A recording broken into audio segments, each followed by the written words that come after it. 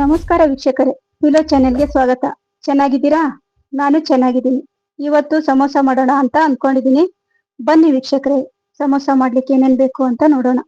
2 ದೊಡ್ಡ ಗಾತ್ರದ ಬಟಾಟೆ, ಹಸಿರು ಬಟಾಣಿ, ಕ್ಯಾರೆಟ್, ಈರುಳ್ಳಿ, ಹಸಿ ಶುಂಠಿ, ಬೆಳ್ಳುಳ್ಳಿ ಪೇಸ್ಟ್, ಕಡಲೆಬೇಳೆ, ಸಾಸಿವೆ, ಜೀರಿಗೆ, ಗರಂ ಮಸಾಲೆ ಪುಡಿ, ಕರಿಬೇವು, ಮೈದಾ ಹಿಟ್ಟು, ಸ್ವಲ್ಪ ಎಣ್ಣೆ, ರುಚಿಗೆ ತಕ್ಕಷ್ಟು ಉಪ್ಪು. ಮೊದಲಿಗೆ ಒಂದು ಪಾತ್ರೆಯಲ್ಲಿ ಬಟಾಟೆಯನ್ನ ಗೋಲಾಕಾರದಲ್ಲಿ ಕತ್ತರಿಸಿ ಬೇಯಿಸಿದ್ರೆ ಬೇಗ ಬೇಯುತ್ತೆ. ಮತ್ತೆ ಹಸಿರು ಬಟಾಣಿ ಉಪ್ಪು ಹಾಕಿ ಬೇಯಿಸ್ಕೊಳ್ಬೇಕು. ಒಂದು ಪಾತ್ರೆಯಲ್ಲಿ ಮೈದಾ ಹಿಟ್ಟು, ಉಪ್ಪು, ಸ್ವಲ್ಪ ಎಣ್ಣೆ ಮಿಕ್ಸ್ ಮಾಡಿಕೊಂಡು ಚಪಾತಿ ಹಿಟ್ಟಿನ ಹದಕ್ಕೆ ಕಲಿಸ್ಕೊಳ್ಳೋದು.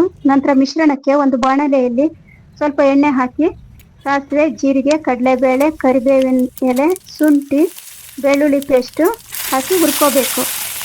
ಇದಕ್ಕೆ ಕತ್ತರಿಸಿದ ಈರುಳ್ಳಿ ಹಾಕಿ ಬಾಡಿಸ್ಕೊಳ್ಬೇಕು. ಸ್ವಲ್ಪ ಉಪ್ಪು ಸೇರಿಸಿದ್ರೆ ಚೆನ್ನಾಗಿ ಬೇಗ ಬೇಯುತ್ತೆ. ಕ್ಯಾರೆಟ್ ತುರಿ ಹಾಕಿ ಬಾಡಿಸ್ಕೋಬೇಕು. ನಂತರ ಬೇಯಿಸಿದ ಆಲೂಗಡ್ಡೆನ ಸ್ಮ್ಯಾಶ್ ಮಾಡಿ ಬಟಾಣಿಯನ್ನ ಸೇರಿಸಿ ಗರಂ ಮಸಾಲೆ ಪುಡಿಯನ್ನ ಸೇರಿಸಿ ಮಿಕ್ಸ್ ಮಾಡ್ಕೋಬೇಕು. ಈಗ ಕಲಸಿಟ್ಟ ಹಿಟ್ಟನ್ನ ಉಂಡೆ ಮಾಡಿ ಚಪಾತಿ ಆಕಾರದಲ್ಲಿ ಲಟ್ಟಿಸಿ ನಡುವೆ ಕಟ್ ಮಾಡಿಟ್ಟ ಮಿಶ್ರಣವನ್ನ ಅದರಲ್ಲಿ ತುಂಬಿ ತ್ರಿಕೋನಾಕಾರದಲ್ಲಿ ಮಡಚಿ ಎಣ್ಣೆಯಲ್ಲಿ ಹುರ್ಕೊಳ್ಳೋದು. ನೋಡಿ ವೀಕ್ಷಕರೇ, ಸಮೋಸ ರೆಡಿ. ಇದನ್ನ ಟೊಮೆಟೊ ಸಾಸ್ ಜೊತೆ ತಿನ್ಬೋದು, ರುಚಿಯಾಗಿರತ್ತೆ. ವಿಡಿಯೋ ಇಷ್ಟ ಆಯ್ತು ಅನ್ಕೋತೀನಿ.